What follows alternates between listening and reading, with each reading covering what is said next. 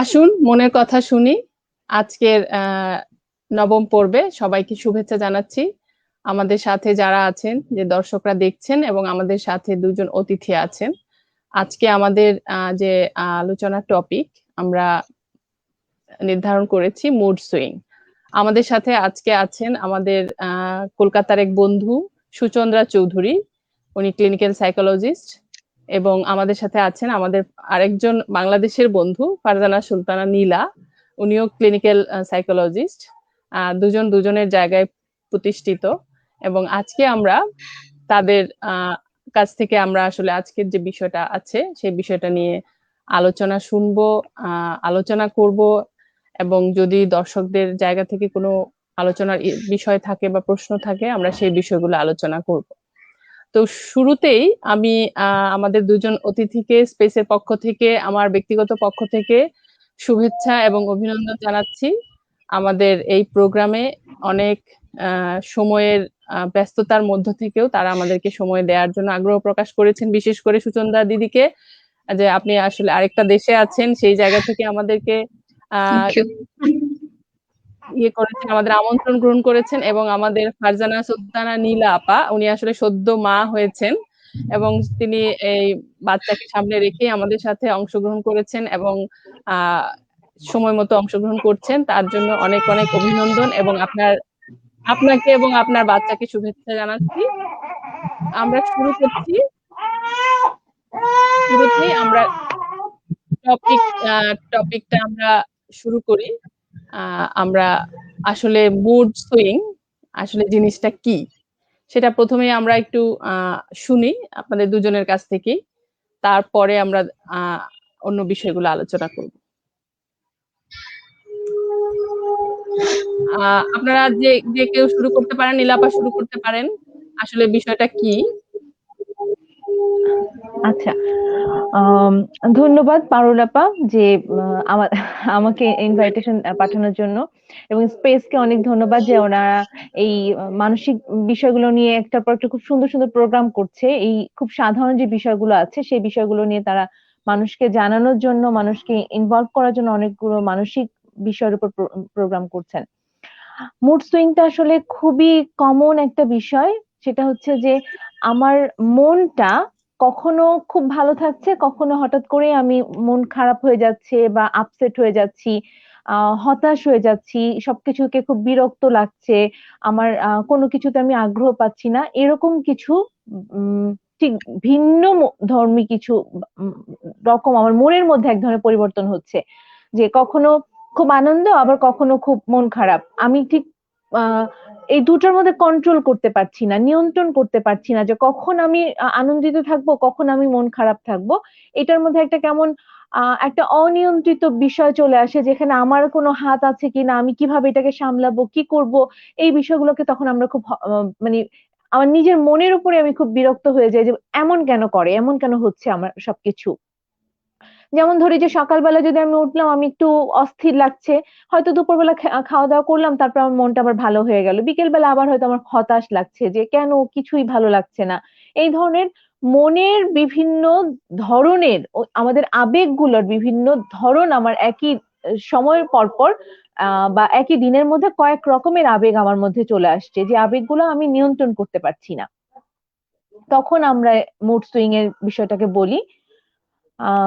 Mood swing সাধারণত মানে আমরা যখন আমাদের কাছে কেউ মুড সুইং নিয়ে আসেন, আমরা বেশিরভাগ ক্ষেত্রে দেখতে পাই যে মুড সুইং সাধারণত স্পেসিফিক কিছু পার্সনের মধ্যে ঘটে। যেমন স্পেসিফিক কিছু মানসিক সমস্যা যখন থাকে তখন তাদের ক্ষেত্রে মুড সুইংটা ঘটবেই। এছাড়াও স্বাভাবিক অবস্থায় আমাদের মুড সুইংটা হয়, যেটা আমরা কখনো বুঝতে পারি, আবার কখনো বুঝতে পারি না। যেমন কৈশোরকালীন যে সময়টা আমাদের পার হয়, সেই সময়টা কিন্তু আমাদের মুড সুইং হয়।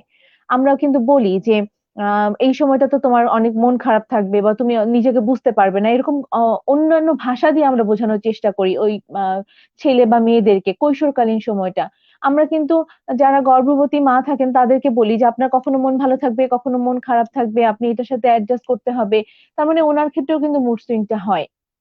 আবার যখন কেউ 40 পার হয়ে যাচ্ছেন, কোনো মহিলা, তার কোনো নারী 40 পার হয়ে যাচ্ছেন এবং তার পিরিয়ড বন্ধ হয়ে গেছে, তখনও কিন্তু তার মধ্যে মুড সুইংটা হয়। তো এরকম জীবনের বিভিন্ন পর্যায় আছে, যে পর্যায়গুলোতে আমাদের মুড সুইংটা খুব কমন একটা বিষয়, যে এই সময়গুলোতে মুড সুইংটা হতেই পারে। এটা তখনকার সময় আমরা এটাকে খুব স্বাভাবিক ধরি, এবং তখন মুড সুইং কিভাবে ম্যানেজ করবে, কিভাবে স্বাভাবিকভাবে তারা এটার সাথে অ্যাডজাস্ট করবে, সেই বিষয়গুলো নিয়ে তখন আমরা কথা বলি।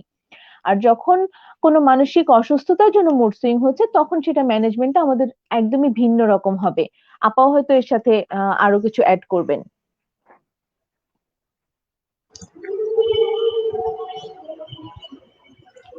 ধন্যবাদ অবশ্যই। নীলাপা। আমি আমি এই সময়ে সুচন্দ্রা চট্টোপাধ্যায়কে অনুরোধ করছি দিদি যদি এই ব্যাপারে মুড সুইং কি এই ব্যাপারে যদি আলোচনা করেন। প্রথমেই ধন্যবাদ স্পেসকে। আমি আপনাদের প্রোগ্রাম ফলো করি এবং ভীষণই গঠনমূলক একটা প্রোগ্রাম হয়, আর খুব রেলিভেন্ট। এখন আমরা যে পরিস্থিতিতে আছি, সেই সময় তো আমাদের মনের কথা শোনার মতন লোক কিন্তু সত্যিই কম। তো সেক্ষেত্রে স্পেস এত সুন্দর একটা জায়গা তৈরি করছে, সেখানে এত ভালো ভালো স্পিকাররা আসছেন, তারা খুব সুন্দরভাবে বলছেন, এবং নীলা আপা আমার কাজ অনেকটাই কমিয়ে দিয়েছেন, অনেক সুন্দর করে ডেসক্রাইব করেছেন। আমি আমার পার্সপেক্টিভ থেকে, আমার তরফ থেকে মুড সুইং কে আমি যেভাবে বুঝি, আমি সেটা একটুখানি বোঝানোর চেষ্টা করছি। মুড সুইং কথাটার মধ্যেই সুইং কথাটা আছে। সুইং মানে একটা রোলার কোস্টার, একটা দোদুল্যমান অবস্থা, যেখানে মানে বোঝা যায় না যে একটা মানুষ এমনই একটা পরিস্থিতিতে থাকে, বুঝতে পারে না যে সে কখন তার মধ্যে কোন ইমোশনটা, কোন আবেগটা কাজ করবে। হয়তো হতে পারে যে সে চট করে রেগে গেল, বা দুঃখ পেল, বা হয়তো তার প্রচন্ড খুশি সে অনুভব করছে। তো এটা অনেকটা একটা রোলার কোস্টার রাইডে চড়ার মতন। সকালবেলাতে ঘুম থেকে উঠে সে বুঝতে পারে না যে গোটা দিন তার মুডটা কিরকম থাকবে। সাডেনলি কিছু চেঞ্জ হতে পারে। এবং এই মুড সুইং এর ক্ষেত্রে এজ বা বয়সটা কিন্তু একটা বিশাল জায়গা কিন্তু ম্যাটার করে, যেটা নীলা আপাও বললেন যে আহ একটা ছোট বাচ্চার যদি একটু খিটখিটে বা একটু রাগের একটা সমস্যা থাকে, তার একটা নিজস্ব একটা কারণ হতে পারে। বা একজন মোটামুটি কৈশোরকালীন মেয়ের যদি মুড সুইং হয়, তাহলে সেক্ষেত্রেও বেশ কিছু ফ্যাক্টর কাজ করে, যেরকম তার পিয়ার প্রেশার, বা তার বডি ইমেজ নিয়ে, তার শরীর নিয়ে যদি তার কোনো রকমের ইস্যু থাকে, বডি ইমেজ রিলেটেড যদি কোনো ইস্যু থাকে, আহ বা হয়তো হতে পারে যে তার বাবা মার সাথে তার সম্পর্ক ভালো নয়, সেই জায়গাগুলোও হতে পারে।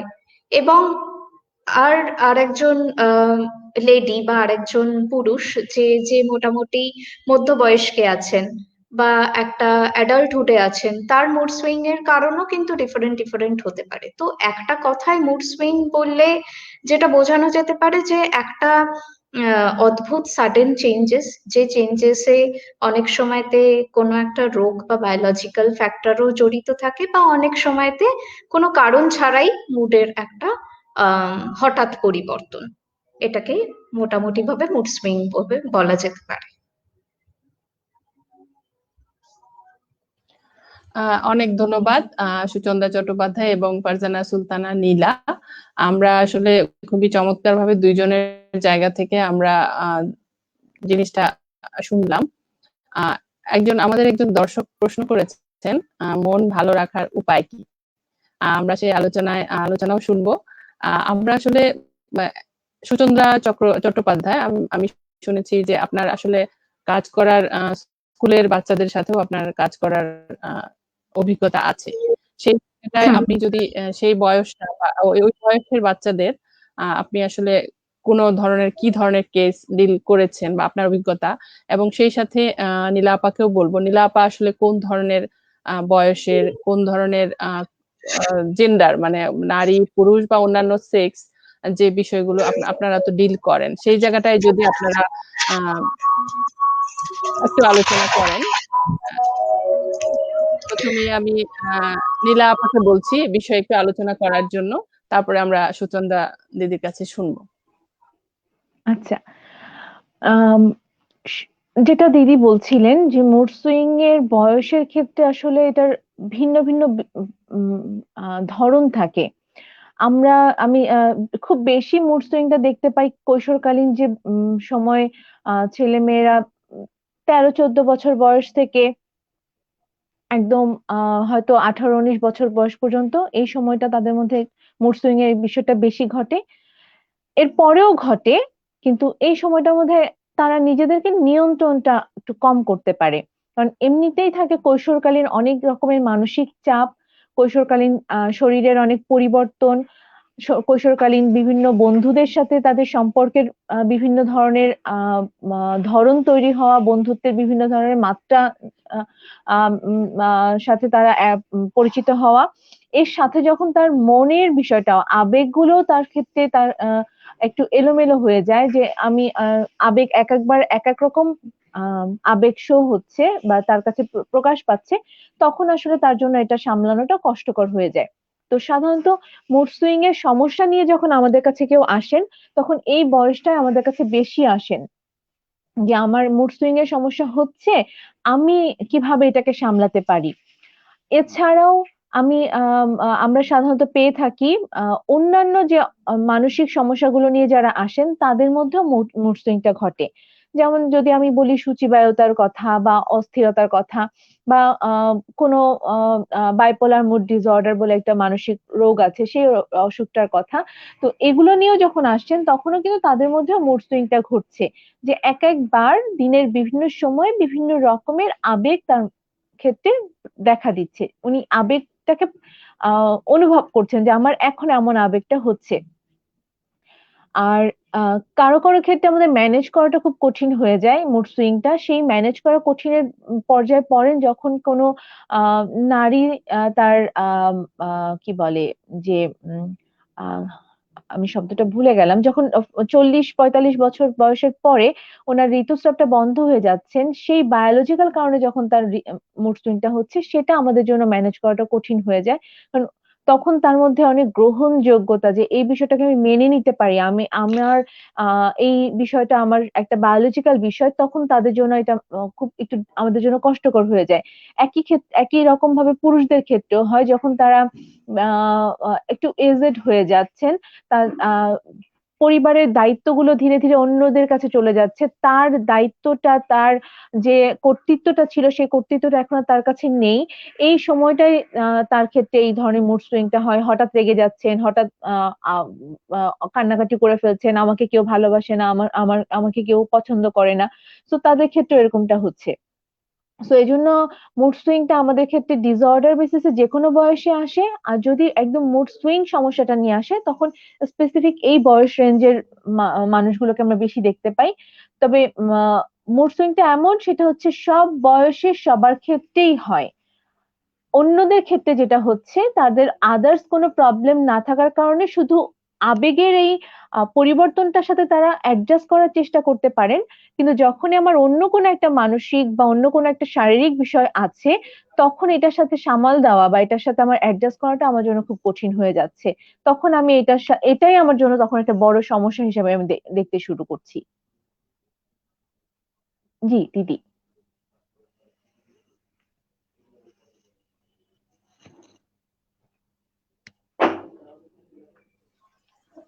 হ্যালো। আমরা এখন সুচন্দ্রা দিদির কাছ থেকে একটু শুনি। হ্যাঁ দিদি। তো আমি যে এজ গ্রুপটা নিয়ে কাজ করি আমার কাজের ক্ষেত্রে, সেই এজ গ্রুপটা যথেষ্ট ভাস্ট একটা এজ গ্রুপ। খুব ছোট বয়স, মানে মোটামুটি 5 বছর বয়স থেকে শুরু করে, আমি স্কুলের সাপেক্ষে যদি কথা বলি, আমি 21 বছর বয়স পর্যন্ত স্কুলের সাপেক্ষে আমি সেই ধরনের বাচ্চাদের নিয়ে কাজ করি। আমি যেটা সবচেয়ে বেশি যেটা দেখতে পাই আমার কাজের সূত্র ধরেই বলছি, মেয়েদের মধ্যে পার্টিকুলারলি এই টিনেজ গার্লসদের মধ্যে মুড সুইং এর প্রবণতাটা ছেলেদের তুলনায় সামান্য বেশি। এটার কারণ হিসেবে যেটা বলা যায়, যেহেতু মেয়েদের একটা পিরিয়ডস স্টার্ট হচ্ছে, নতুন নতুন পিরিয়ড স্টার্ট হচ্ছে, যেরকম শরীরে বেশ কিছু চেঞ্জেস আসছে, সেইগুলোকে অ্যাকসেপ্ট করা, সেক্ষেত্রে একটা মুড সুইং এর জায়গা থেকে থাকে। এবং ছোট বাচ্চাদের ক্ষেত্রে যেটা দেখতে পাওয়া যায় যে হয়তো সে একমাত্র সিঙ্গেল চাইল্ড ছিল 5 বছর 6 বছর বয়স পর্যন্ত, তারপরে তার একটা ভাই বা বোন তার ফ্যামিলিতে অ্যাড হয়েছে। এখন বাবা মায়ের, আর যেহেতু যদি সে ছেলে হয়, তৃতীয় সন্তান যদি ছেলে হয়, তাহলে বাবা মায়ের সমস্ত অ্যাটেনশনটা গিয়ে পড়ে সেই ছোট বাচ্চাটির উপর। সেক্ষেত্রে প্রথম বাচ্চাটির কিন্তু একটা খিটখিটানি একটা মনোভাব বা কথায় কথায় রেগে যাওয়া, হিংসা করা, সেই জায়গাগুলোকেও কিন্তু বাবা মারা আমার কাছে এসে বলেন যে আমার বাচ্চার মধ্যে হঠাৎ করে একটু তার মেজাজের পরিবর্তন বা তার একটুখানি ইমোশনের জায়গাতে গোলমাল দেখতে পাচ্ছি। সেখানে কারণ হিসেবে বলা যেতে পারে যে মুড সুইং যে তার হচ্ছে, হয়তো সে বুঝতে পারছে যে সে যতটা পরিমাণ অ্যাটেনশন সে আগে পেত, অন্য বাচ্চাটি চলে আসার ফলে সে হয়তো অতটা অ্যাটেনশন পাচ্ছে না। তো সেক্ষেত্রে মুড সুইং এর কারণ হিসেবে সিবলিং রাইভালরিটা, এটা একটা বড় একটা কারণ হিসেবে দেখা যেতে পারে। এবং আমরা সাইকোলজিতে নীলা আপা নিশ্চয়ই সহমত করবেন যে লার্নড বিহেভিয়ার বলে একটা কনসেপ্ট হয়। এটাতে কি হয় যে বাচ্চা সারাদিন কি পরিবেশে বড় হচ্ছে, কি জিনিস সে দেখছে, সে দেখছে কি তার বাবা মা ঘন ঘন তাদের মেজাজের পরিবর্তন হচ্ছে, সেটা যে কোনো কারণেই হতে পারে। সেই জিনিসটা কিন্তু বাচ্চাটা শেখে, দেখে, উপলব্ধি করে। তো সেখান থেকেও কিন্তু বাবা মায়েদেরও কিন্তু একটা বড় দায়িত্ব বা ভূমিকা থাকে যে বাচ্চার মুডের দিক থেকে কতটা কি পরিবর্তন আসবে না আসবে। এটা তো গেল। এছাড়া যেটা আমি খুব বেশি এখানে, মানে আমি যে কনটেক্সটে কথা বলছি সেখানে দেখতে পাই যে এই যে শহরের মানে পার্টিকুলারলি মেট্রোপলিটন সিটিজ গুলোতে মুড সুইং এর প্রবণতাটা একটুখানি বেশি। কারণ কি, এখানে মহিলাদের অনেক রকমের জব রোলস এর ভিতরে জাগল করতে হয়।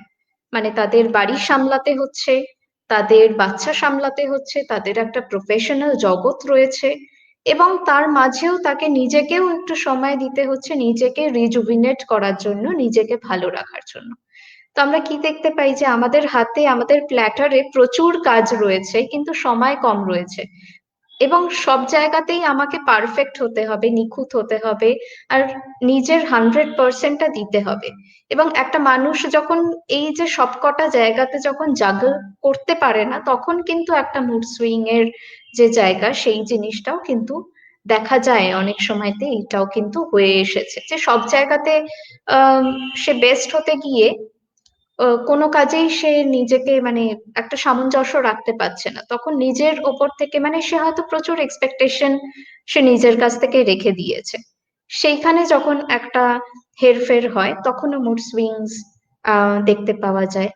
সিমিলারলি ছেলেদের ক্ষেত্রেও, পার্টিকুলারলি যারা কর্পোরেট সেক্টরে যারা জব করেন, সেক্ষেত্রে দেখা যায় যে প্রচন্ড ডেডলাইনের মধ্যে, খুব টাইট শিডিউলের মধ্যে, ডেডলাইনের মধ্যে লেট নাইটে তাদের কাজ করতে হয়। আম, তারপরে কর্পোরেট সেক্টরে কাজের ধরন কি আমরা সবাই জানি। তো সেই সমস্ত জিনিসগুলোও কিন্তু মুড সুইং এর একটা কারণ, যেগুলো আমি আমার পেশাগত জীবনে দেখে এসেছি। সেই রকমই বেশ কিছু অভিজ্ঞতার কথা আমি বললাম। থ্যাংক ইউ আপা। অনেক অনেক ধন্যবাদ। আমরা দুজনের কাছ থেকে শুনলাম যে আসলে মুড সুইংটা কোন বয়স, আসলে এটার কোনো নির্দিষ্ট বয়স নেই। ওই অর্থে বলতে গেলে এটার বয়স নেই যেরকম, ঠিক সেরকম এটার আসলে গ্রাম শহর বা কোনো নির্দিষ্ট লিঙ্গের মানুষের মধ্যেই যে থাকবে বিষয়টা তা না, এক এক জনের এক এক রকম ভাবে হয়। সেই ক্ষেত্রে আপনারা দুজন আমরা যেটা সাধারণ মানুষ যারা, আমরা যারা কাউন্সেলিং এর ওই জায়গাটায় নেই বা ডাক্তারের ওই জায়গাটায় নেই, তারা আসলে অনেক সময় আমরা বুঝতেও পারি না যে আমরা একটা মুড সুইং এর মধ্যে আছি।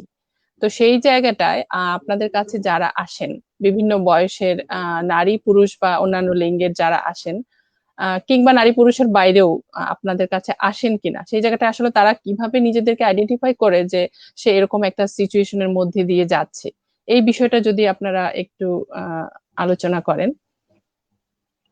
আচ্ছা, সাধারণত যখন মুড সুইং বিষয়টাকে আমরা আমাদের কাছে আসা মানে হচ্ছে উনি ইচ্ছাকৃতভাবে ওনার এই বিষয়টাকে সমাধান করতে চাচ্ছেন, ইচ্ছাকৃতভাবে মনের আগ্রহ নিয়ে এই বিষয়টা থেকে উনি বের হয়ে আসতে চাচ্ছেন। তো তখনই আমরা আসলে আমাদের কাছে পেয়ে থাকি। এছাড়াও আরেকটা জায়গা থাকে যখন তার পরিবারের মানুষজন বা আশেপাশের মানুষজন কন্টিনিউয়াসলি বুঝতে পারেন যে এই মানুষটার আচরণের মধ্যে, তার আবেগের মধ্যে কোথাও একটা পরিবর্তন হচ্ছে, তখন সাধারণত তাদেরকে পরিবারের মানুষজন জোর করে সাইকিয়াট্রিস্ট এর কাছে বা মনোরোগ চিকিৎসক যারা আছেন তাদের কাছে নিয়ে যান। আর তখন অনেক সময় এমনটা হয় যে মনোরোগ চিকিৎসকরা এই বিষয়টা পেয়ে ওনারা আমাদের কাছে রেফার করছেন, অথবা কোনো পরিবার কোনো ব্যক্তি নিজে ইচ্ছাকৃতভাবে আমাদের কাছে আসেন তার এই মুড সুইং এর বিষয়টাকে সমাধান করার জন্য। কিন্তু তারা বুঝতে পারেন প্রথমত তার এই মুড সুইং বা এই আবেগের পরিবর্তনটা একটা দীর্ঘ সময় ধরে হচ্ছে। ৩ মাস, ৬ মাস এরকম লম্বা সময় ধরে হচ্ছে। যেটাকে উনি এত লম্বা সময়ের কারণে উনার আম উনি এই মুড সুইং এর কারণে উনার প্রফেশনাল লাইফ, উনার খাবার-দাবারের খাবার ক্ষেত্রে, উনার ঘুমের ক্ষেত্রে বেশ হ্যাম্পার হচ্ছে। মানে আমরা বলি ফাংশনাল লাইফ এ অনেক বেশি অসুবিধা উনি ফেস করছেন। উনার যে পরিমাণে কর্মক্ষমতা আছে, সেই কর্মক্ষমতাটা উনি পুরোপুরি প্রকাশ করতে পারছেন না। এবং সেক্ষেত্রে অনেক ক্ষেত্রে আমরা দেখতে পাই যখন স্কুলের বাচ্চাদেরকে নিয়ে আমরা কাজ করি, তখন স্কুল থেকে কমপ্লেইন আসে যে, "ওকে আপনারা কোনো সাইকোলজিস্ট কে দেখান, ওর বোধহয় কোনো সমস্যা হচ্ছে।" আমাদের বাংলাদেশে যেটা আছে সব স্কুলের সাথে এখনো সাইকোলজিস্ট ইনক্লুডেড নেই। তখন দেখা যায় যে তারা শুধু মা-বাবাকে গাইড করে বলছেন যে, "ওকে সাইকোলজিস্ট দেখান। ওর কোনো একটা অসুবিধা হচ্ছে।" তখন তারা আমাদের কাছে আসেন অনেক সময়। কোনো স্কুল সরাসরি আমাদের সাথে যোগাযোগ করেন তাদের এই শিশুদের ক্ষেত্রে যে কিছু বাচ্চার বা ১ টা ২ টা বাচ্চার এরকম হচ্ছে, কি করা যেতে পারে তাদের ক্ষেত্রে। কখনো রিসেন্টলি আমি দেখতে পাচ্ছি ব্যাংকার যারা আছেন তাদের মধ্যে এই বিষয়টা অনেক বেশি ঘটছে। কারণ এই যে দিদি একটু আগে বলছিলেন কর্পোরেট লাইফ এর কথা। তার একটা প্রচন্ড আ উম চ্যালেঞ্জ থাকে। তাকে একটা টার্গেট ফেস করতে হয়। সেই টার্গেটটা ফেস করতে গিয়ে উনি বারবারই হিমশিম খেয়ে যান। যে কারণে আবার একটা লম্বা সময় উনাকে অফিসে ডিউটি করতে হচ্ছে। যে কারণে উনি বাসায় আসার পরে উনার আর এই মনের আবেগের উপর কোনো নিয়ন্ত্রণ উনার থাকছে না। যে কারণে উনার মুড সুইং টা হয়ে যাচ্ছে। তো এরকম ভাবে আমরা প্রধানত দেখতে পাবো যে তাদের ফাংশনাল লাইফ এর প্রবলেম হচ্ছে এবং উনি একটা দীর্ঘমেয়াদী লম্বা সময় ধরে উনি এটা সাফার করছেন, যেটা উনি নিজেও বুঝতে পারবেন এবং আশেপাশের মানুষজন উনার আচরণের মাধ্যমে বুঝতে পারবেন যে এই মানুষটার কোনো একটা সমস্যা হচ্ছে যার কারণে উনি প্রত্যাশিত ব্যবহার, প্রত্যাশিত আচরণ আমাদের সাথে করতে পারছেন না। দিদি। ধন্যবাদ নীলাপা। আমরা একটু সুচন্দ্রা দিদির কাছ থেকে যদি শুনি একটু। হ্যাঁ, তো এই যে মুড সুইং কিন্তু বিভিন্ন কারণে হতে পারে। প্রথমে যেটা করতে হবে, দুটো ফ্যাক্টরের কথা মাথায় রাখতে হবে, সেটা তো হচ্ছে বয়স। আগেই আমরা সেটা নিয়ে আলোচনা করলাম।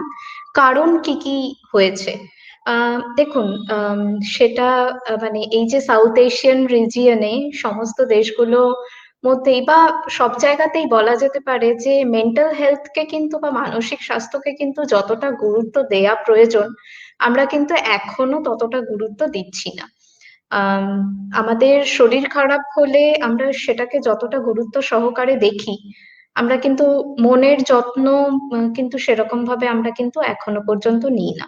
এবং কোনো মানুষ যদি সে যদি মনে করে যে তার মুড সুইং হচ্ছে, সেটা মনে করা এবং একটা সাহায্যের জন্য হাত বাড়ানো, অলরেডি কিন্তু উনি মানে রিয়েলাইজ করছেন, উনি কিন্তু অ্যাকনলেজ করছেন যে এখান থেকে উনি বেরিয়ে আসতে চাইছেন। এটা কিন্তু খুব ইম্পর্টেন্ট। তাকে অবশ্যই সেই জন্য কিন্তু তাকে পজিটিভলি রিইনফোর্স করাটা খুব প্রয়োজন।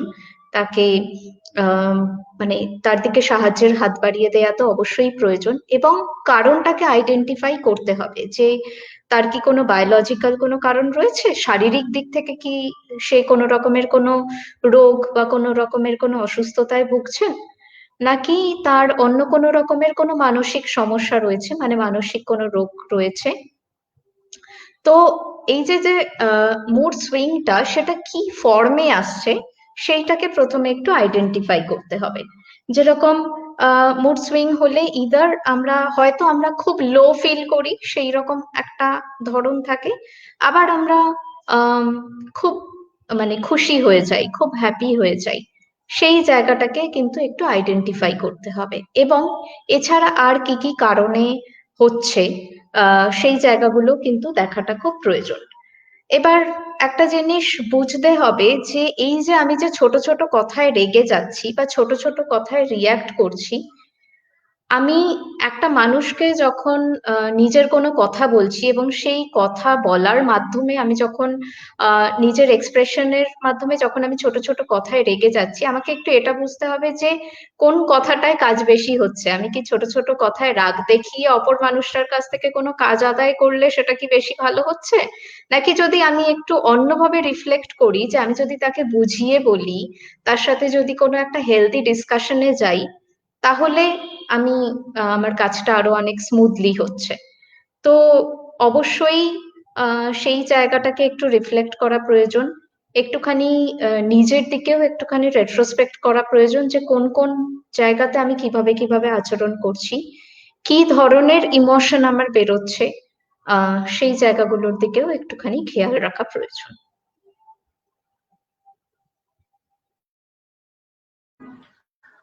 অনেক অনেক ধন্যবাদ সুচন্দ্রা দি এবং নীলা আপা। আমাদের কিছু দর্শক আমাদেরকে কিছু প্রশ্ন করেছেন আমাদের কমেন্ট বক্সে, আমি কিছুক্ষণ আগে দেখিয়েছি। প্রশ্নগুলো আসলে দেখেও আসলে মনে হচ্ছে যে আসলেই মানে সুইং, মানে মুড সুইং বা প্রশ্নেরও এখানকার বিষয়টা দেখেও মনে হচ্ছে প্রশ্নেরও যে সুইং, সেই বিষয়টা আমি আমি কিছু প্রশ্ন পড়ছি।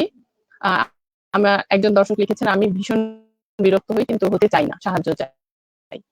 আরেকজন লিখেছেন যে ব্যাপারটা ভীষণ আবেগপ্রবণ, হঠাৎ কাউকে ভালো লেগে যায়, আবার হঠাৎ করেই ভালো লাগা চলে যায়। আরেকজন একই ব্যক্তি আবার বলেছেন, উনি আসলে আমাদেরকে বলেছেন মানসিক সুস্থতা বেশি দরকারি এই অবহেলিত সমাজে, আপনাদের মতো মানুষরা আরো এগিয়ে আসুক। আমাদের আরেকজন দর্শক লিখেছেন, আমি একসাথেই করছি, আমার মনে হয় আমরা পরবর্তীতে দুজনের কাছ থেকে এই বিষয়গুলো আলোচনাটা শুনবো।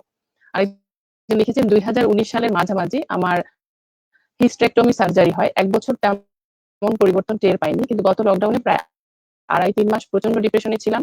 অবশ্য ওই সময়টায় সকলে কম বেশি বিভিন্ন মানসিক সমস্যার মুখোমুখি হয়েছে। আমি স্বভাবগতভাবে একটু মেজাজি, কিন্তু লকডাউনের পর আমি খেয়াল করছি আমার খুব দ্রুত মুড সুইং হয়ে থাকে। আমি নিজেকে কন্ট্রোল করতে চাই, কিভাবে এ থেকে পরিত্রাণ পেতে পারি সেটার উপায় শুনতে চাই। আমি বর্তমানে 45+। আমরা যদি দর্শকদের প্রশ্নগুলোর উপর একটু আলোচনা করি, নীলা। আচ্ছা, যেটা দিদি এবং আমি দুজনে আলোচনা করছিলাম যে আহ বিভিন্ন মানে এই মুড সুইং এর পিছনে কিন্তু বিভিন্ন কারণ থাকবে। মুড সুইং যে সবারই একই কারণে হচ্ছে, সবাই একই ধরনের মুড সুইং ফেস করছেন এমনটা না। কেউ আছেন যেমন যিনি বলছেন যে ওনার হিস্টেরেক্টমি সার্জারি হয়েছেন, তারপরে ওনার কোনো কিছু টের পায়নি, কিন্তু একটা লম্বা সময় পরে গিয়ে উনি আবার টের পাচ্ছেন। একটা আশ্চর্যের বিষয় সেটা হচ্ছে যে এইবার লকডাউনে বা এই যে এই প্যান্ডেমিকের সময় কিন্তু আমরা প্রচুর মানুষকে পেয়েছি যাদের মুড সুইংটা খুব কমন একটা বিষয় হয়ে দাঁড়িয়েছে। তারা অস্থিরতাটাকে কোনোভাবেই সামলাতে পারছেন না, অল্পতেই রেগে যাচ্ছেন। তার মানে এই প্রাকৃতিক পরিস্থিতিগুলো আমাদের মুড সুইং এর উপর অনেক বেশি প্রভাব ফেলে। তো আহ উম, দর্শকরা যে বিষয়গুলো জানতে চেয়েছেন যে আহ মুড সুইং এর বিষয়টা তারা আসলে কিভাবে সামলাবেন বা কিভাবে তারা এই বিষয়গুলোকে নিয়ে নিজেদেরকে এখান থেকে বের করে আনবেন, নিজেদেরকে এখান থেকে তারা মুড সুইংটা হবে না সেই জায়গাটা কিভাবে করবেন। মনোবিজ্ঞানী হিসেবে যখন আমরা এই ধরনের সমস্যাগুলো যাদের হচ্ছে তাদেরকে নিয়ে কাজ করি, বা যাদের হচ্ছে না তাদেরও প্রোটেক্টিভ ফ্যাক্টর হিসেবে আমরা এই বিষয়টাকে কাজ করি, যে তাদের যেন না হয়। প্রোটেক্টিভ ফ্যাক্টর বলছি যে তাদের যেন মুড সুইংটা না হয়, সে কিভাবে তারা সেটাকে প্রোটেক্ট করতে পারে, কিভাবে এটাকে থেকে তার প্রিভেন্ট করতে পারে, প্রিভেন্টিভ হিসেবে কাজ করছি। একটা জিনিস অবশ্যই বলি যে হেলদি লাইফ স্টাইল, সেটা কিন্তু আমাদের জীবনের জন্য খুব বেশি গুরুত্বপূর্ণ।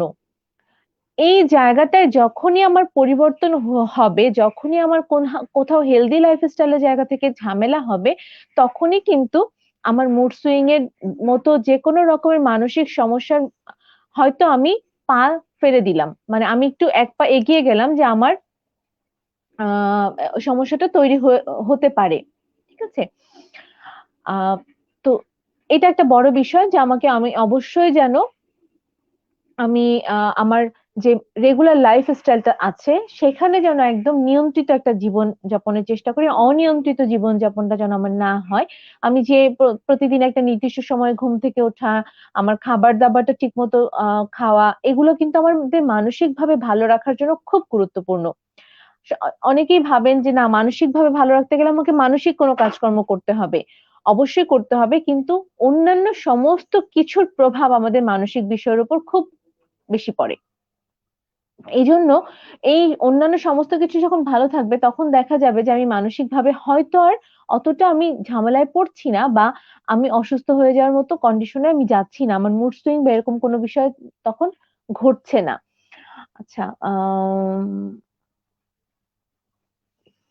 তো এরকম বিষয়টা ঘটে। আর বিভিন্ন ডিজিজের ক্ষেত্রে মুড সুইংটা খুব কমন থাকে। যেমন ক্যান্সার পেশেন্টদের আমরা দেখতে পাই যে তাদের মুড সুইংটা হয়। যাদের স্কিনের কোনো প্রবলেম আছে, স্কিন ডিজিজ আছে, যাদের অ্যাজমার প্রবলেম আছে, যাদের হাই ব্লাড প্রেশার আছে, যাদের ডায়াবেটিস আছে, এই ধরনের লং টার্ম যে ডিজিজ গুলো থাকে সেই ডিজিজ গুলোর ক্ষেত্রে কিন্তু মুড সুইংটা তাদের ক্ষেত্রে হতে পারে। যিনি লং টাইম কোনো একটা মেডিসিনের উপর ডিপেন্ডেন্ট করে চলছেন, হরমোনাল কোনো মেডিসিন লং টাইম খাচ্ছেন, তাদের ক্ষেত্রেও দেখা যাচ্ছে মুড সুইংটা অনেক ক্ষেত্রেই হচ্ছে। তো যার জন্য মুড সুইংটা ওনাদেরকে আমি অ্যাজ আ সাইকোলজিস্ট আমি সবসময় বলি prevention is better then treatment. যে যদি আমরা আগে থেকে এটাকে প্রিভেন্ট করতে পারি তাহলে আমার ট্রিটমেন্টে যাওয়ার প্রয়োজন নেই।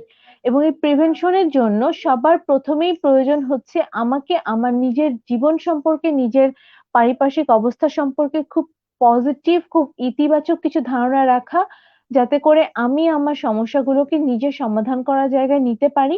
আমার চিন্তা ভাবনা, আমার কার্যকলাপ এমন কিছু বিষয় রাখা যেটা আসলে শুধু আমার জন্য উপকারী হবে এমন না, এটা যেন অন্যদের জন্য উপকারী হয়। তখন দেখা যাবে কি যে আমি যখন অন্যের জন্য উপকারী এমন কোনো কাজ করছি, তখন সেখান থেকেও আমার একটা ভালো লাগা তৈরি হচ্ছে, এবং একটু মুড সুইং হলেও সেটাকে আমি ওই অভিজ্ঞতাগুলো দিয়ে আমি সেটাকে সামলে নিতে পারবো। এবং একই সাথে আমাদের নিজস্ব একটা মানে প্রতিদিন অন্ততপক্ষে ০.৫ ঘন্টা বা ১ ঘন্টা অন্ততপক্ষে নিজের জন্য একটা সময় কাটানো, যে সময়টায় আমি একদম আমার নিজের সাথে কাটাবো এবং আমার নিজের যে কাজটা করতে ভালো লাগছে, আমার ছবি আঁকতে ভালো লাগছে, আমার গান গাইতে ভালো লাগছে, আমার গান শুনতে ভালো লাগছে, আমার কোনো মুভি দেখতে ভালো লাগছে, বা আমার পড়াশোনা করতে ভালো লাগছে, যেটা আমার করতে ভালো লাগছে, ১টা ঘন্টা নিজের জন্য একদম ভালো কোনো একটা কাজে আমি কাটাবো। এর সাথে অবশ্যই আমার যে বদ অভ্যাসগুলো আছে, আমার যে অভ্যাসগুলো আমার কালচার, আমার ধর্ম, আমার পরিবেশের সাথে খাপ খায় না বা এটা বিরোধী, সেই ধরনের আচরণগুলোকে আমার বন্ধ করতে হবে। সেই ধরনের আচরণ যখনই আমি থাকবে তখনই পারিপার্শ্বিক জায়গা থেকে আমার উপর প্রেশার আসবে, এবং তখন আমার অল্পতেই রেগে যাওয়া, অল্পতেই বিরক্ত হওয়া, নিজেকে ছোট মনে হওয়া, বা নিজেকে অনেক বেশি ঝামেলাযুক্ত মানুষ মনে হওয়া, এরকম বিষয়গুলো ঘটতে থাকবে।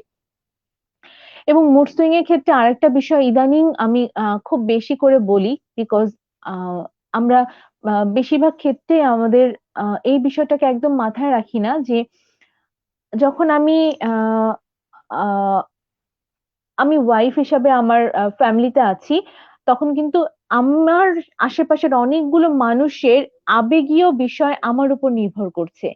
তাদের বিষয়গুলো যেমন আমাকে এফেক্ট করছে, সেরকম আমার আচরণগুলোও কিন্তু অন্যদেরকে এফেক্ট করছে।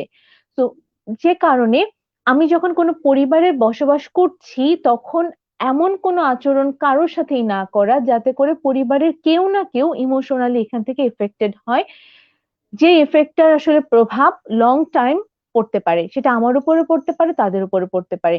হয়তো আমি জানি না যে আমি এমন কোন একটা আচরণ করছি বা আমার সাথে এমন কোন একটা আচরণ করা হচ্ছে যেটার কারণে কেউ হয়তো মুড সুইং এর একজন পেশেন্ট হিসেবে তৈরি হয়ে যেতে পারে, বা মুড সুইং তার আহ ক্ষেত্রে সারা জীবনের জন্য হয়ে যেতে পারে। এবং বিশেষ করে এই ধরনের সমস্যাগুলোতে বেশি ফেস করে বাড়ির যে চিলড্রেনরা থাকে, শিশুরা থাকে তারা। কারণ যখন মায়ের সাথে এমন কোন আচরণ করা হচ্ছে যেটা একদমই সঠিক না, তখন সেটার প্রভাব শিশুর উপর পড়বে, অথবা এই যে মা বাবা যে সম্পর্কের একটা অবনতি সেটার প্রভাব শিশুদের উপর পড়বে। তো এইভাবে করে আমাদের প্রত্যেকটা সম্পর্কের প্রভাব কিন্তু শিশুদের উপর পড়ছে। এবং সেখান থেকে দেখা যাচ্ছে ওই শিশুটা যখন বড় হচ্ছে তখন সে একটা মানসিক ভাবে অস্থিতি, মানে অস্থির মানসিক ভাবে তার আহ, আহ, আহ, মানে যে কোনো ধরনের অসুবিধা নিয়ে সে বড় হচ্ছে মানসিক বিষয়গুলোতে। তো এই বিষয়গুলো আসলে খুব জরুরি। এবং এর সাথে অবশ্যই আরেকটা বিষয় বলে রাখা যে কিছু আমরা খুব স্বাভাবিক কিছু কাজের কথা বলি যেটা আমাদের মনটাকে একটু ভালো রাখার জন্য, বিশেষ করে যেমন ইতিবাচক চিন্তাগুলো করা, ইতিবাচক ভাবে নিজের জীবনটাকে বারবার দেখা। এই কাজগুলো যখন আমরা করব তখন সম্ভাবনা থাকে যে আমি মুড সুইং এর মধ্যে পড়ে যাব না, অথবা মুড সুইং এ পড়লেও সেটা অল্প বিস্তর হলেও আমি সেটাকে সামলে উঠতে পারবো। আমি কি দিদি কভার করতে পেরেছি? অনেক ধন্যবাদ নীলা আপা, আপনি অনেক কিছুই কাভার করেছেন এবং অনেক চমৎকার ভাবে আপনি একদম বিস্তৃত ভাবে বুঝিয়েছেন। এবং আমাদের কমেন্ট বক্সে দেখতে পাচ্ছি প্রশ্নও আসছে, আমরা সুচন্দ্রা দিদির কাছে শুনবো। তার আগে আমি একটু প্রশ্ন ঠিক না, একজনের অভিব্যক্তি উনি ব্যক্ত করেছেন। উনি উনি একজন বলেছেন যে উনার আসলে রঙের ব্যাপারে, একটা হলুদ দেখলে উনার একটা প্রেমে পড়াটা এইভাবে মানে উনি হলুদ রং দেখলে উনি প্রেমে পড়ে যান এই জায়গাটায়। এবং উনি আসলে, প্রিয় দর্শক, আসলে আপনার কমেন্ট আমরা অবহেলা করছি না, আমরা সবগুলো কমেন্ট আমরা স্ক্রিনে দেখাচ্ছি। আরেকজন লিখেছেন যে মুড সুইং এ ট্রিটমেন্টের জন্য কার সাথে পরামর্শ নেওয়া যেতে পারে, জানালে উপকৃত হব। আমি সুচন্দ্রা দিকে অনুরোধ করব আগের টপিকটার সাথেও এই বিষয়গুলো যদি আরেকটু আলোচনা করেন। অবশ্যই। তো মুড সুইং এর বিষয়তে যেটা খুব মানে দরকার যেটা বোঝা, সেটা হচ্ছে আমি কি ইমোশনটা ফিল করছি, মানে আমার মধ্যে ডমিনেটিং ইমোশনটা কি কাজ করছে। সেটা কি রাগ, বা সেটা কি একটা ইরিটেটিং একটা বিষয়, বা খুব ভয়। তো সেই ইমোশনটাকে আইডেন্টিফাই করাটা খুব প্রয়োজন। এবং ইমোশনকে আইডেন্টিফাই করার সাথে সাথে যখন আমাদের মুড সুইং হয়, তো ডেফিনেটলি কোনো না কোনো সেটা একটা প্রবলেমের সাথেই কিন্তু আসে। প্রবলেমটাকেও কিন্তু আইডেন্টিফাই করতে হবে। এবং তার সাথে সাথে সিচুয়েশন, এরকম হয় না অনেক সময়তে যে কোনো পার্টিকুলার বেশ কিছু সিচুয়েশনে হয়তো আমাদের রাগ হয়ে গেল, বা আমরা হয়তো প্রচন্ড ভাবে খিটখিটে হয়ে গেলাম। তো সেক্ষেত্রে কিন্তু প্রবলেম এরিয়াটাকে আইডেন্টিফাই করা এবং সেই প্রবলেমেটিক যে এরিয়াটা রয়েছে সেটা সলিউশন করার দিকেও কিন্তু একটুখানি খেয়াল রাখতে হবে। এর সাথে সাথে যদি কেউ এরকম মানে মনে করেন যে তার প্রচন্ড কষ্ট হচ্ছে, খুবই দুঃখ হচ্ছে, একটা খুব লো মুডের মধ্যে আছেন, তো তাদেরকে এটা বলার যে দেখুন, লো মুড বা খারাপ লাগা, স্যাডনেস, এগুলোর বিভিন্ন কারণ হয়। স্যাডনেস জীবনের একটা পার্ট, কিন্তু যখন আপনি একটা দীর্ঘ সময় ধরে দিনের একটা দীর্ঘ সময় ধরে আপনি হয়তো দুঃখ বা স্যাডনেসটা ফিল করছেন, তাহলে নিজেকে বেশিক্ষণ সেই জায়গাতে আইসোলেট করে রাখবেন না, একটা জায়গাতে এরকম সবার থেকে আইসোলেট করে রাখবেন না, লোকজনদের সাথে কথা বলুন। এবং জীবনে এরকম আমাদের সবার লাইফেই এরকম একটা মানুষ খুব দরকার, একটা বন্ধু দরকার, যাদের সাথে আমরা নিজেদের যে ইমোশন সেগুলোকে আমরা বলতে পারি, কথাবার্তা বলতে পারি। এবং আরেকটা জিনিস মেনটেন করা যে এই যে চিন্তা ভাবনা যেটা করছি, মানে থট ডায়েরি, দিনের কোন সময়তে পার্টিকুলারলি কোন সিচুয়েশনে আমি কোন মুড বা কোন ইমোশন সেটা আমাদের মধ্যে আমরা সবচেয়ে বেশি প্রত্যক্ষ করতে পারছি, সেটা দেখতে হবে।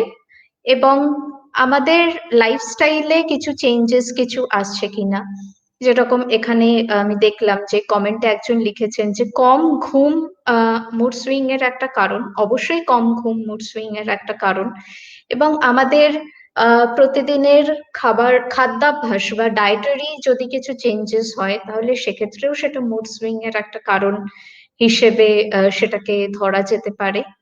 এর সাথে সাথে আম, ঘুম কম, খাবার দাবারে একটুখানি পরিবর্তন, সেটা তো আছেই।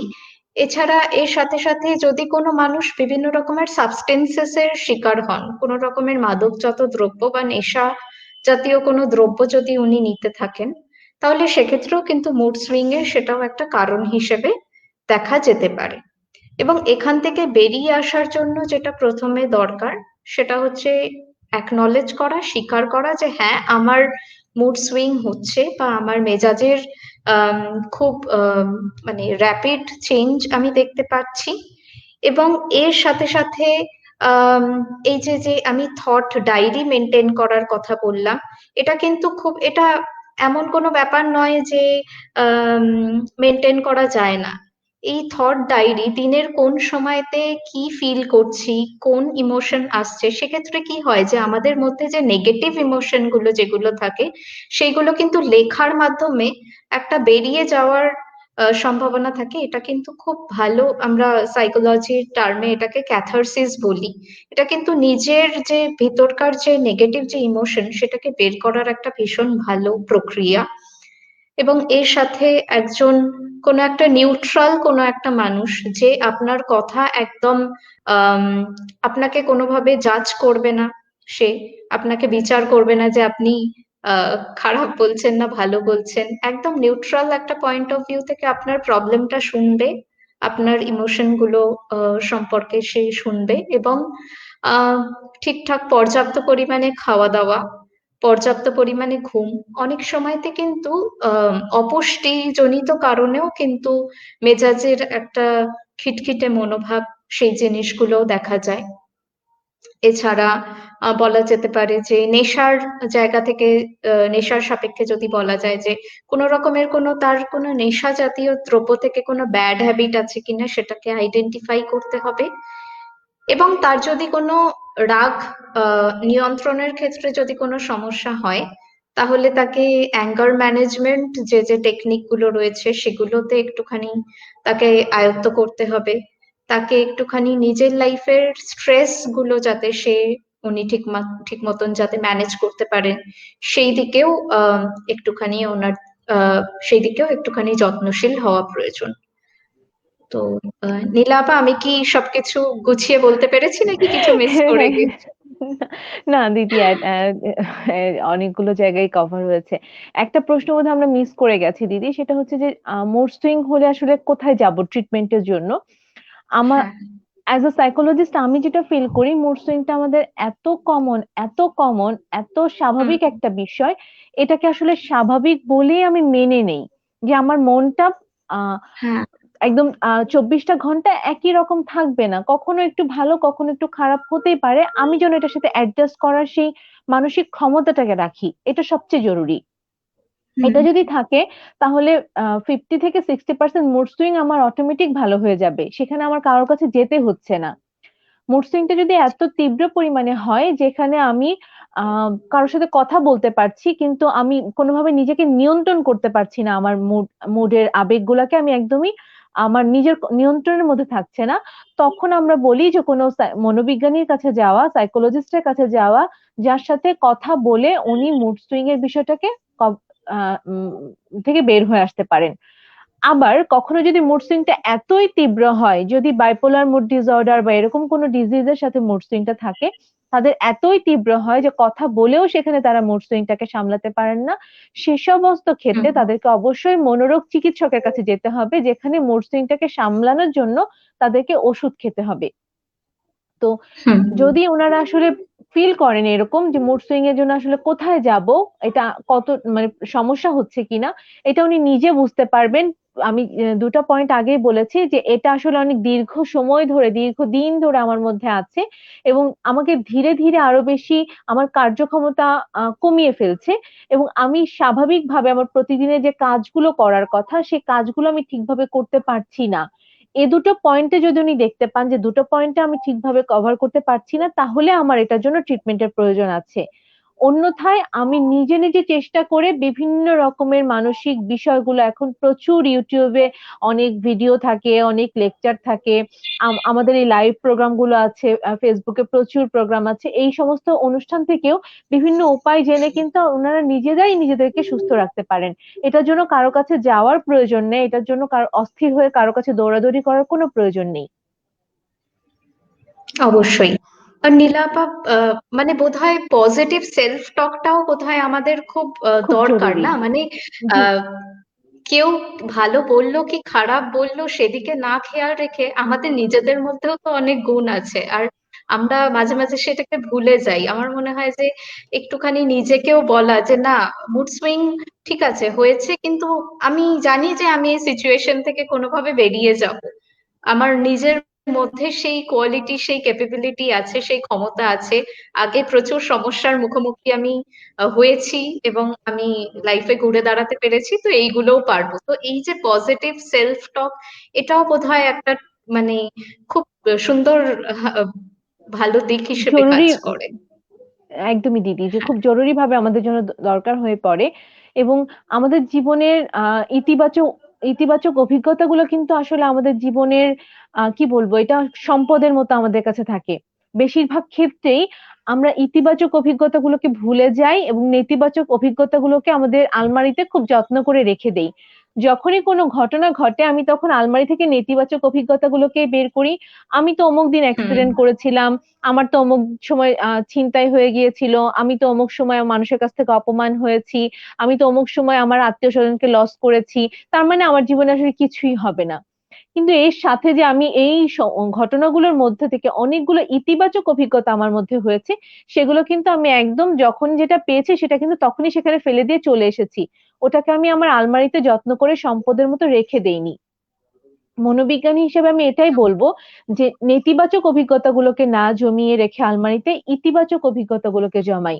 খুব ছোট ছোট একটা অভিজ্ঞতা আমার আমার মনে আছে, আমি একদিন রাস্তা দিয়ে যাচ্ছিলাম, একটা বিলবোর্ডে একটা বাচ্চার ছবি দেখে আমার এত এত এত ভালো লেগেছিল যে বাচ্চাটার একটা হাসি, একটা মানে রোদ রোদ এসে পড়েছে বাচ্চাটার মুখে এবং খুব হাসি মাখা একটা চেহারা। আমার এখনো মনে আছে ওই বাচ্চাটার চেহারা, আমার চোখ বন্ধ করে মনে হলে আমার অনেক মন খারাপের সময়টা ভালো হয়ে যায়। আমার এমনও মনে আছে কোন একদিন অফিসে গিয়েছি, একটা আপু আমার জন্য খুব রেয়ার দুইটা ফুল এনেছে, এনে রেখে চলে গেছেন, উনি ছিলেন না। আমি অফিসে যে জিজ্ঞেস করছি যে এটা কে দিয়ে এলো, ওই আপু এসেছিলেন, আপনার জন্য এটা রেখে গেছেন এই ফুল দুটো। তো ওই ফুল দুটো আমার বাসায় প্রায় 1 মাস ছিল। বিদেশি কোন একটা ফুল, মেডিসিন দেওয়া বা কিছু করা, কিন্তু এটা 1 মাস পর্যন্ত আমার বাসায় পানি দেওয়া ছিল। আমার এত ভালো লেগেছে। আমি যদি এই অভিজ্ঞতাগুলোকে রেখে দিতে পারি, যখনই আমার মন খারাপ হবে আমি অভিজ্ঞতাগুলোকে কাজে লাগাই, আমার কিন্তু মুড সুইংটা থাকবে না। কিন্তু বেশিরভাগ ক্ষেত্রে আমরা ওই নেতিবাচক অভিজ্ঞতাগুলোকে রেখে দেই, যেগুলোর কারণে আমার মুড সুইংটা আরো বেড়ে যায়। মন খারাপ হয়েছে, আরো মন খারাপটা আহ ঘটনাটা মনে করতে থাকি। রাগ হয়েছে, আরো রাগ হওয়ার ঘটনাগুলোকে মনে করতে থাকি। কষ্ট হচ্ছে, আরো কষ্ট হওয়ার অভিজ্ঞতাগুলোকে মনে করতে থাকি। তো এই ধরনটা আমাদের এই নিজেকে ভালো রাখার এই পদ্ধতিটা অবলম্বন করতে হবে যে অবশ্যই আমার ইতিবাচক অভিজ্ঞতাগুলোকে আমার আলমারিতে জমাতে হবে সম্পদ হিসেবে এবং নেতিবাচক অভিজ্ঞতাগুলোকে ময়লা হিসেবে তক্ষুনি ফেলে দিতে হবে। এটাকে জমিয়ে রাখার কোনো দরকার নেই। একদম। জি।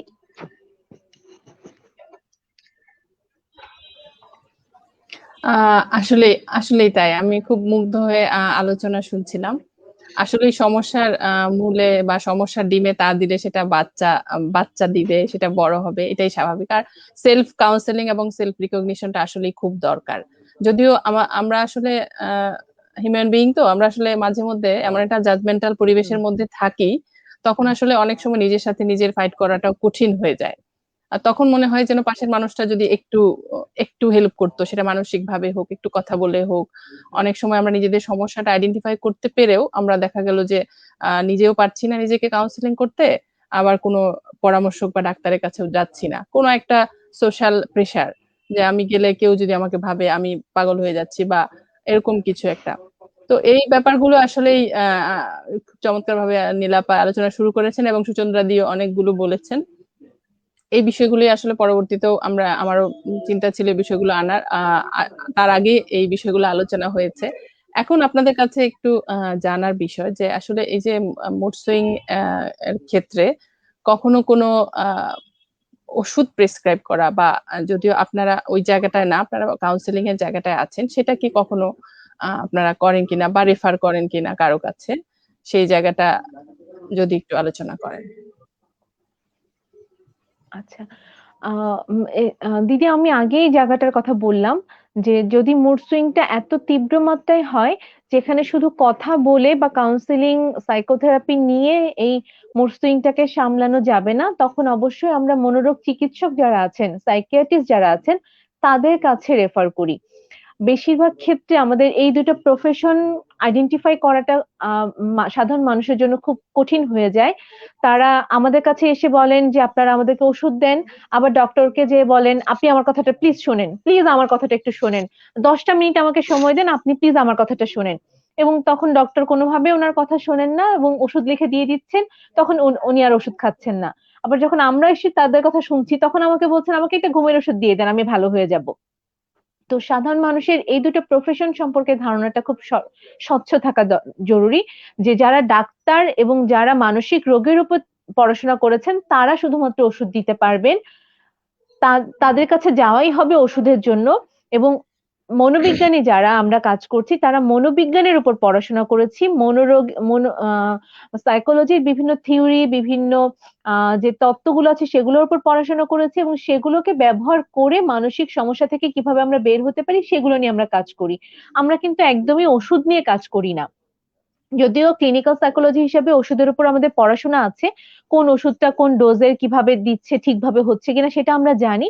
কিন্তু এই ওষুধের উপর কোন রকম কোন আম মা বাড়ানো, কমানো, বন্ধ করা কোন কিছুই আমরা করি না। যতবার এটা চেঞ্জ করতে হবে ততবার আমরা ডাক্তারের সাথে কনসাল্ট করতে বলব আ ক্লায়েন্টদেরকে। তো মুড সুইং এর ক্ষেত্রে আসলে সবগুলোই প্রয়োজন হয়। মানসিক রোগের ক্ষেত্রে আসলে এটা এমন একটা এরিয়া যেখানে আসলে মাল্টিডিসিপ্লিনারি টিম বলা হয় যে অনেকগুলো প্রফেশন একসাথে কাজ করাটা জরুরি। শুধু একজন এখানে কাজ করে কখনোই একজন মানুষকে বা আমাদের পুরো মানসিকভাবে সবাইকে সুস্থ করাটা সম্ভব না। সেখানে একজন মনোরোগ চিকিৎসকেরও দরকার আছে যিনি ওষুধ দিবেন। আবার সাইকোলজিস্টেরও দরকার আছে যিনি কাউন্সেলিং করবেন, যিনি কথাগুলো শুনবেন সবার। তাহলেই একটা পরিপূর্ণ চিকিৎসা বা একদম সঠিকভাবে সুস্থ করে নিয়ে আসা সম্ভব। তো এটা আমাদের কাছে যদি কেউ কোনো পেশেন্ট আসেন, আমরা ধরন দেখে তাদেরকে রেফার করি মনোরোগ চিকিৎসকের কাছে। একইভাবে মনোরোগ চিকিৎসকের কাছে যখন কেউ যাচ্ছে, তখন তারাও তাদের ধরন বুঝে আমাদের কাছে রেফার করেন। যে এতটুকু আমি মেডিসিন দিয়েছি, আপনি মেডিসিনটা খাবেন, সাথে, সাথে আপনি কাউন্সেলিং করেন, তখন এটা ঠিক হয়ে যাবে। তো এই কোলাবোরেশনটা যেখানে হয় সেই পেশেন্টরা খুব দ্রুত সুস্থ হয়ে যায়।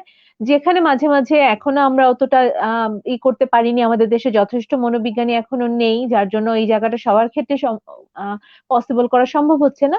তো তাদের ক্ষেত্রে আসলে এই অল্প বিস্তর মানসিক সমস্যাগুলো অনেক লম্বা সময় ধরে তারা সাফার করছেন এবং লম্বা সময় ধরে তারা এটার মধ্যে দিয়েই যেতে হচ্ছে তাদেরকে। এই প্রফেশনাল এই গ্যাপের কারণে। আ কমিউনিকেশন গ্যাপের কারণে।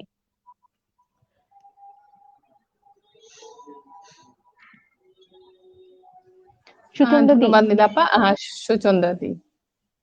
হ্যাঁ, আম একদম আমি ভাবলাম বোধহয় হয়তো বাংলাদেশের চিত্রটা একটু অন্যরকম। এখানেও আমি একদমই না দিদি। সেম জিনিস পাই যে দিদি একটু দুটো ঘুমের ওষুধ লিখে দিন, একটু খিদে বাড়ানোর ওষুধ লিখে দিন। আমার ঘুম হচ্ছে না, খিদে হচ্ছে না। এটা দেখছি এখন সব জায়গাতে এইরকমই। যাই হোক, তো এই মুড সুইং এর ক্ষেত্রে যখন আমরা কারণটা যখন আইডেন্টিফাই করে ফেলবো এবং দেখবো যে এক্ষেত্রে একটা রোগ, কোনো একটা মানুষের কোনো একটা রোগ, যেরকম থাইরয়েড, সেক্ষেত্রে একটা বড় ভূমিকা পালন করে। তো এছাড়া আমাদের শরীরে বিভিন্ন রকমের হরমোনাল চেঞ্জেস যখন হচ্ছে বা আমাদের যে নিউরো ট্রান্সমিটারের যে যে সিক্রিয়েশন যেগুলো হচ্ছে সেগুলোর বাড়া কমার যখন একটা ফ্যাক্টর, সেক্ষেত্রে তো যদি একটা মানুষের কাউন্সিলিং এও কোনোভাবে উনি ম্যানেজ করতে পারছেন না, সেক্ষেত্রে তো অবশ্যই সাইকিয়াট্রিস্টের কাছে যাওয়া প্রয়োজন। এখানে নীলা আপার সাথে আমি সম্পূর্ণ সহমত যে যদি সাইকোলজিস্ট এবং সাইকিয়াট্রিস্ট দুজনে হাত ধরাধরি করে একটা পেশেন্টকে সুস্থের দিকে নিয়ে যায়, সুস্থতার দিকে নিয়ে যায়, তাহলে অবশ্যই কিন্তু পেশেন্টটা অনেক তাড়াতাড়ি, একটা মানুষ কিন্তু অনেক তাড়াতাড়ি সুস্থ হয়ে যাবে। এবং তার সাথে তার ফ্যামিলি সাপোর্ট, তার পরিবারের সাপোর্টটা প্রচন্ড ভাবে দরকার। যেকোনো যেকোনো মানসিক অসুস্থতার ক্ষেত্রে একটা মানুষের সুস্থ হওয়ার জন্য তার পরিবারের সাপোর্টটা এতটা প্রয়োজন, কারণ অনেক সময়তে দেখা যায় যে তার পরিবারেই এমন কোনো একটা ডিস্টারবেন্স আছে যেটা তার মুড সুইং এর কারণ। সেক্ষেত্রে হয়তো উনি পরিবারের মানুষদের সাথে কখনো শেয়ারই করেননি, বলেনই নি, বা ফ্যামিলিতে স্ট্রাকচারাল কিছু গাফিলতির জন্য, স্ট্রাকচারাল কিছু প্রবলেমের জন্য হয়তো ফ্যামিলির মধ্যে লোকজনদের কমিউনিকেশনটা ঠিকঠাক মতন হচ্ছে না। সেক্ষেত্রে সাইকোলজিস্ট এবং সাইকিয়াট্রিস্ট দুজনেই যদি ফ্যামিলির অন্যান্য মেম্বারদের সাথে কথা বলেন, অনেক সময়তে আমি তো এরকম প্রচন্ডই দেখতে পাই যে ইয়াং কাপল যারা সদ্য বিয়ে হয়েছে তাদের প্রচন্ড মুড সুইং, তো সেক্ষেত্রে একজন আহ মানে সেই প্রবলেমের জায়গাগুলোকে আইডেন্টিফাই করা এবং দুজনে মিলে যে একটা সুস্থতার দিকে, মানসিক সুস্থতার দিকে পা দিচ্ছে, এটা খুবই ইম্পর্টেন্ট। তো একটা মানুষকে মানসিক দিক থেকে, মানে পার্টিকুলারলি মুড সুইং এর দিক থেকে সুস্থ থাকতে গেলে সাইকিয়াট্রিস্ট, সাইকোলজিস্ট এবং ফ্যামিলি সাপোর্ট তিনটেই খুব প্রয়োজন। সাইকিয়াট্রিস্ট সবসময়তে দরকার নাও লাগতে পারে, এক্ষেত্রেও একটা ব্যাপার আছে, কিন্তু ফ্যামিলি সাপোর্ট এবং সাইকোলজিস্ট এই দুটো ভূমিকা তো প্রচন্ডই বেশি। তবে দিদি এখানে আমি বলবো সেটা হচ্ছে যে অনেক সময় আমাদের পেশেন্টরা বা আমাদের যারা সাধারণ মানুষ আছে বুঝতে পারে না কার কাছে আগে যাবে। সেক্ষেত্রে আমার কাছে মনে হয় যে আমি ধারে কাছে যাকে পাচ্ছি তার কাছেই যাই। আমাকে যে ওই একদম প্রফেশনটা একদম। খুঁজে ওর কাছেই যেতে হবে, আমাকে নীলাপার কাছেই যেতে হবে, আমাকে সুচন্দ্রাদির কাছেই যেতে হবে, ওনারা মুড সুইং নিয়ে কথা বলেছেন, ওনারা ছাড়া এটাকে ভালো করতে পারবে না, বিষয়টা একদমই না। আমার ধারে কাছে যে মানসিক রোগের চিকিৎসক আছেন, সেটা চিকিৎসক থাকুক, সেটা মনোবিজ্ঞানী থাকুক, যেই আছে আমি তার কাছে যাই। ওনারা আমাকে কোথায় যেতে হবে ওনারা আমাকে গাইড করবেন। এটা নিয়ে আমার নিজের মধ্যে অস্থির হওয়ার কোনো বিষয় নেই। একটা প্রশ্ন দেখলাম ফ্লোট করলো,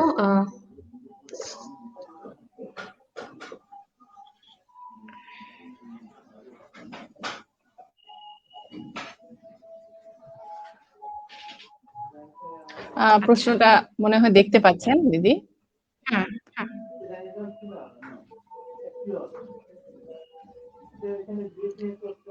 এই প্রশ্নটা তো অনেকটা সেই ইন্টারনেট মোবাইল অ্যাডিকশনের মধ্যে পড়ে গেল। এটা সেই মানে অ্যাকচুয়ালি মুড সুইং নয় এটা, তাহলে তো বলা যাবে যে ইন্টারনেট বা মোবাইল অ্যাডিকশনের মধ্যে। এবং তবুও ইন্টারনেট বা মোবাইল অ্যাডিকশনের সমস্যা তো ঠিক আছে, এখন খুবই প্রাসঙ্গিক, এটা মোটামুটি খুবই দেখা যাচ্ছে। কিন্তু আমি তো বলবো যে যাদের মোবাইল নিয়ে একটুখানি ঘাটাঘাটির অভ্যাস আছে বা মোবাইলে তারা বেশিক্ষণ সময় দেখেন, একটা নির্দিষ্ট একটা রুটিন সেট করে নিন যে এই দিনের এই পার্টিকুলারলি এই সময় থেকে এই সময় এই কাজের জন্যই আমি মোবাইলটাকে ব্যবহার করব। আহ তো এক্ষেত্রে মোবাইল বা ইন্টারনেট কানেকশন নিয়ে কথা বলতে গেলে একটা দীর্ঘ অনেক বড় একটা ইয়ে হয়ে যাবে, তো আমরা আলাদা করে সেটাকে কথা বলতে পারি। দিদি আপনার সাথে শুধু এতটুকু অ্যাড করব, সেটা হচ্ছে মোবাইল অ্যাডিকশন বা ইন্টারনেট অ্যাডিকশন কিন্তু মুড সুইং এর অন্যতম একটা বড় কারণ। বর্তমানে এটাই এখন একটা বড় কারণ হিসেবে দেখা যাচ্ছে যে রাত জেগে আমি মোবাইলে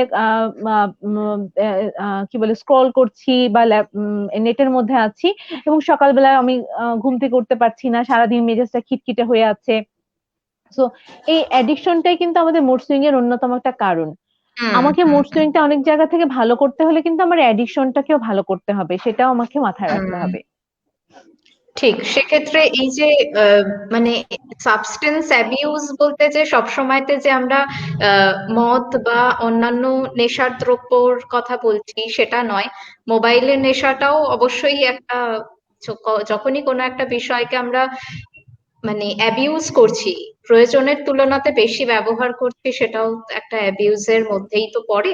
তো সেক্ষেত্রে এটা একটুখানি নিজেকেই রেট্রোস্পেক্ট করতে হবে যে মোবাইলটা আমি কি কারণে ব্যবহার করছি, এক্সেসিভলি কখন ব্যবহার করছি বলে মনে হচ্ছে, একটা শিডিউলে ফেলা, রুটিনে ফেলা, যে কি কাজের জন্য ব্যবহার করছি, খুব বেশি ব্যবহার করে ফেলছি না তো। তো নিজেকে সেলফ কোয়েশ্চেনিং এর জায়গাটাও কিন্তু করাটা খুব প্রয়োজন।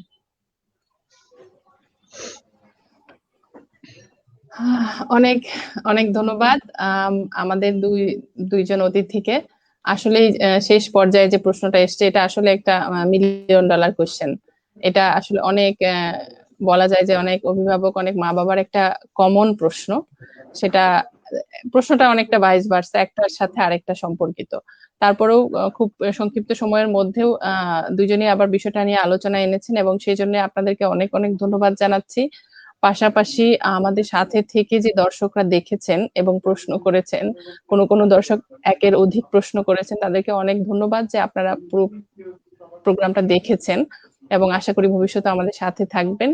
এবং আমি আবারও অনেক অনেক ধন্যবাদ এবং অনেক অনেক শুভেচ্ছা, অনেক অনেক অভিনন্দন আবারও ধন্যবাদ জানাচ্ছি নীলা আপা, ফারজানা সুলতানা নীলা এবং সুচন্দ্রা চট্টোপাধ্যায়, সরি, সেই আমাদের প্রতিবেশী দেশ ভারত থেকে অংশগ্রহণ করার জন্য। আসলে দিদি একবার বলেছেন যে দেশ হয়তো ভিন্ন কিন্তু আমাদের যুদ্ধটা আসলে একই, আমরা দুইটা দেশে থেকে যুদ্ধটা একভাবেই করে যাচ্ছি।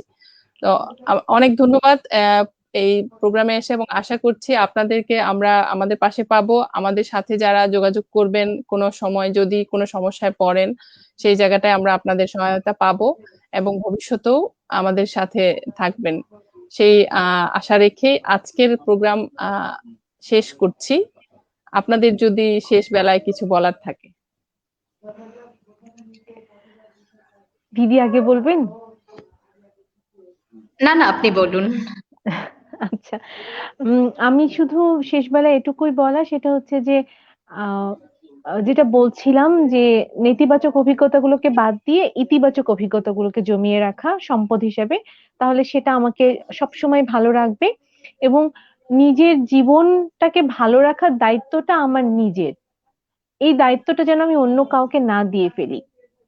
মা আমার সাথে খারাপ ব্যবহার করছে বলেই আমি রাগ দেখাচ্ছি, আমার ওয়াইফ আমাকে আসলে বারবার একই জিনিস নিয়ে প্রেশার করে বলেই আমি ওর উপর চিল্লাচিল্লি করছি, বিষয়টা একদমই সেটা না। আমার মন, আমার আবেগ, আমার আচরণ কেমন হবে সেটা সম্পূর্ণ দায়ভার আমার নিজের। আমি কি ধরনের আচরণ করব, আমার মনটা কেমন থাকবে, আমি মানসিকভাবে সুস্থ থাকবো না অসুস্থ থাকবো, সেটা সম্পূর্ণ দায়িত্ব আমার নিজের। যার জন্য আমার নিজেকে ভালো রাখার দায়িত্বগুলো আমাকে নিতে হবে। কি করলে আমি ভালো থাকবো সেই উপায়টা কিন্তু আমাকে নিজেকেই বের করতে হবে। সেখানে পরিবেশের উপরে বা আশেপাশের মানুষজনের উপর দায়ভার চাপানোটার কোনো দরকার নেই। আমি নিজেকে যখনই ভালো রাখতে মানে দায়িত্বটা নিব, আমি নিজেকে অবশ্যই ভালো রাখতে পারবো। এবং আমার নিজের ভালো রাখার জন্য যথেষ্ট কিছু আমার মধ্যে আছে। এখানে আমার অন্য কারো কাছ থেকে ধার করে, কাউকে কারো কাছ থেকে কোনো কিছু শিখে আমার নিজেকে ভালো রাখতে হবে এমনটা না। আমি ছোটবেলা থেকে এই পর্যন্ত বড় হয়েছি অনেক অনেক অনেক সম্পদ নিজের ভিতরে জমিয়ে রেখে, অনেক দক্ষতা নিজের ভিতরে জমিয়ে রেখে, অনেক ভালোবাসা ভালো লাগা নিয়ে, এবং সেগুলো দিয়েই কিন্তু আমি সারাটা জীবন মানসিকভাবে নিজেকে ভালো রাখতে পারবো। তো এই আত্মবিশ্বাসটা যেন নিজের মধ্যে থাকে, তাহলে আমরা আমাদের মুড সুইং কেন কোনো ধরনের মানসিক সমস্যার মধ্যে আমরা পড়বো না। ভীষণ ভালো বললেন নীলা আপা, মানে এরপর আর কিছু বলার থাকে না।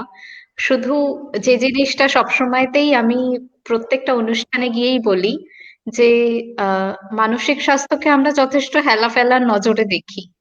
আহ এটাকে করবেন না। যদি কোনো সমস্যা হয় তাহলে অবশ্যই কথা বলুন, পরামর্শ নিন, এবং এটা অলওয়েজ মনে রাখবেন, সবসময় মনে রাখবেন যে শারীরিক অসুস্থতার মতন কিন্তু মানসিক অসুস্থতাও কিন্তু একটা গুরুতর বিষয়।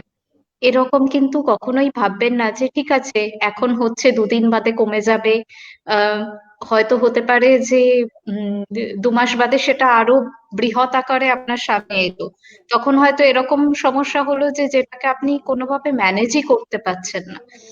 তো আপনি যদি নিজে যদি স্বীকার করেন যে হ্যাঁ কোনো একটা সমস্যা হচ্ছে এবং এই সমস্যাটা হওয়াটা নর্মাল, আমি এই সমস্যা থেকে বেরিয়েও আসবো, আমার জাস্ট সঠিক পরামর্শটা প্রয়োজন, সঠিক মানুষের কাছে যাওয়া প্রয়োজন, এবং হেল্প হেল্প যদি কারোর কাছ থেকে চান তাহলে কিন্তু কোনোভাবেই কিন্তু আপনি ছোট হয়ে যাবেন না।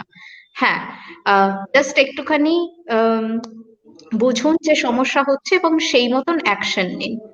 আমরা অলওয়েজ মানে প্রিভেনশনের দিকেই বেশি জোর দিই। নিজের মনের খেয়াল রাখুন এবং নিজের মনের যত্ন নিন, নিজের ভালো লাগাগুলোকে আইডেন্টিফাই করুন এবং সেই মতন কাজ করুন। ভালো থাকুন, সুস্থ থাকুন, আর প্রচুর হাসতে থাকুন, কারণ এটা খুব ছোঁয়াচে। আপনি হাসবেন, আপনার দেখা দেখি আরো 2-4 জন হাসবে, খুব ভালো হ্যাঁ। লাগবে। ধন্যবাদ। অনেক অনেক ধন্যবাদ।